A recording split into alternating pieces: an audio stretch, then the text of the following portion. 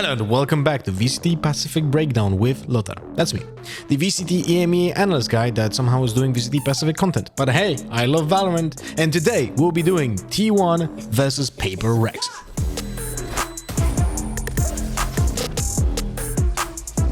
In this execute I will be breaking down from Paper Rex, there was a spanner in the works being put by the opponents, and that threw Paper Rex off their plan. But they reacted, they were proactive, they changed and improvised what they have to do. And I would like to explain to you how they did it. The plan from Paper Rex is to go through Dish first. This is why you see two duelists coming in from the north side. The plan is to use the elevated position there to maximize the satchels and the bunny hopping potential from both of those duelists to be on site first.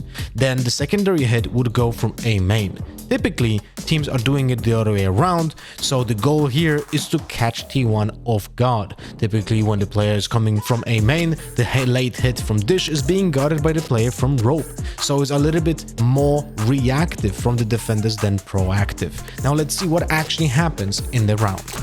Now the three players from A main, they're gonna rely on the pressure being done by the duelists coming from the Dish side. And now when the attack from the duelists will happen onto side, it should distract the player that is standing right now in A main. So once that happens, they will push through the three supporting players for that position. The problem is right here. Saya player uses both his Roomba and his paint shoes to slow down the players from Dish, which essentially distracts the breach player. Because of that, he's currently aiming at Dish, supporting Saya player, and that leaves one player alone in A main. Obviously, Paper Rex doesn't see through walls, so they don't know that, but it puts a little bit of a dent in their plan, because when we rewind towards this A side execute, you will see that only Davai is peeking through this area. How come? In a game like Valorant, when the decision making has to be done in an instant, sometimes it's not gonna be ideal.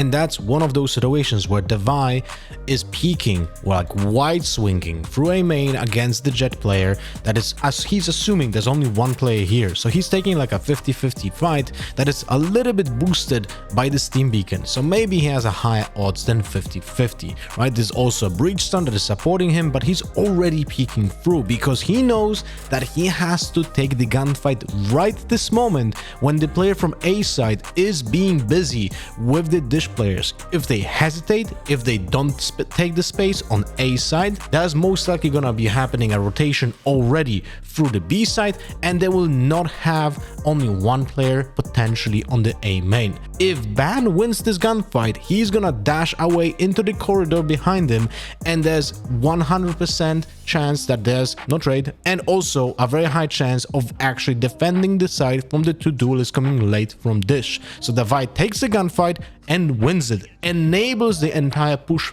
through down sands, and now you can see that Davai also makes sure that no one is peeking through ropes. So now all of this pressure that is happening from simultaneously three different directions completely wrecks T1.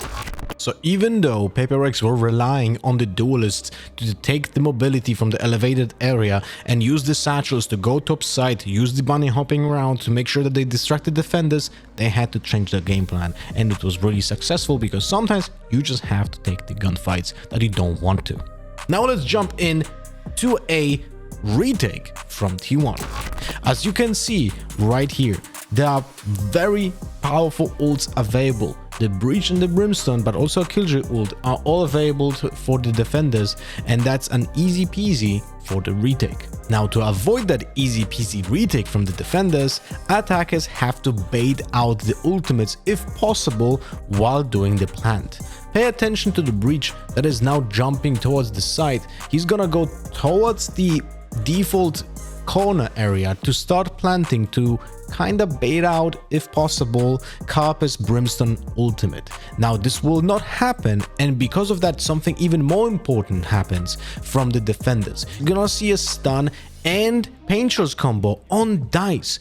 Insanely well read by the defenders, by T1, because the ping from the spike was in actual corner. And I'm almost certain that they didn't hear the change of the position from the breach towards Dice, and they just read it that the player will try to avoid the Brimstone ultimate, so they changed the stun and the pain shield combo for the other plant location that was, not baited for the Brimstone ultimate. So not only T1 didn't use the Brimstone ultimate to deny the plant, but also essentially denied the plant with two other pieces of utility that are not as important as Carper's Brimstone ultimate. And now after the Brimstone smokes dissipated from Jenny, there's only one smoke left, so there was a very high chance that Munchkin can just swing after that pain shield and get an easy kill to deny the plant.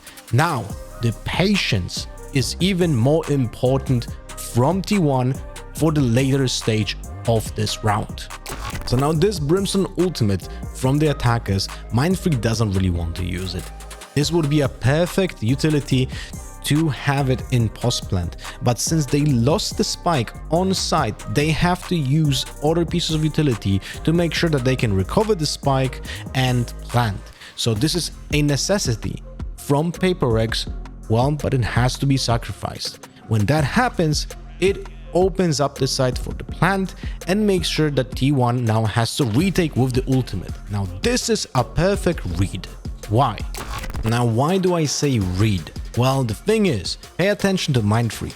Mind Freak is currently in the underground, so he's making a lot of sound while going through the underground area, and that enables the defenders to choose the moment to strike. It's literally perfect, because what they achieve with this, when they know that one player is in the underground, he is not gonna be able to help during this retake. So from a 4v4 situation right here, we go down to a 4v3 situation because Mind Freak, the defenders don't know which player it is, but Mind Freak is not able to help because he's giving away sound cues that he's running in the underground area. So now the smoke from the defenders make sure that they can just go through the area of Jenny to cascade with the ultimate from Breach and take the side while they have the possible advantage. The moment is just very well read by T1 and enables Saya player to double satchel on site. The flash, as you can see here, is gonna go towards the tower right here from Zeta.